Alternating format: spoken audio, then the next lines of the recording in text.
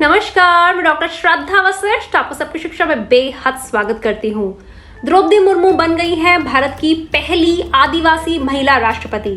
जी हाँ, मुर्मू का जन्म 20 जून 1958 को ओडिशा के एक छोटे से गांव में हुआ था। उनके पिता और दादा दोनों ही उस गांव के सरपंच थे। राजनीति में आने से पहले मुर्मू टीचिंग प्रोफेशन में थी।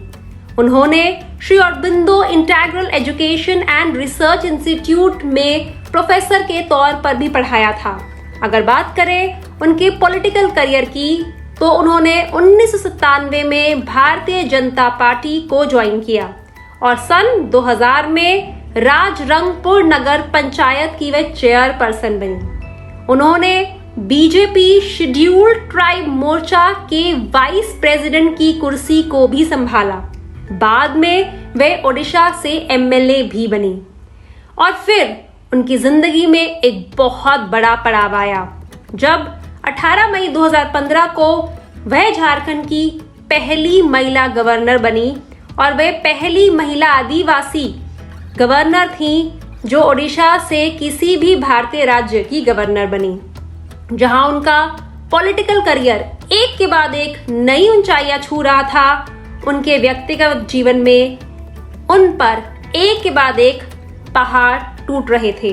मुर्मू ने केवल 4 वर्ष के अंदर अपने पति और अपने दोनों बेटों को खो दिया। जी हाँ, उनके पति श्याम चरण मुर्मू एक बैंकर थे और 2014 में उनकी मृत्यु हो गई। उनके 3 बच्चे थे, उनमें से उनके बड़े बेटे की मौत हो गई और वह अभी से संभल भी नहीं पाई थी। अचानक उनके छोटे बेटे की भी मौत हो गई। लेकिन मुर्मू ने हताश होने की बजाय अपनी जिंदगी को फिर से समेटा, अपनी बेटी और खुद को संभाला और अपनी जिम्मेदारियों को बखूबी निभाया और आज वे भारत की पहले सिटीजन और राष्ट्रपति हैं।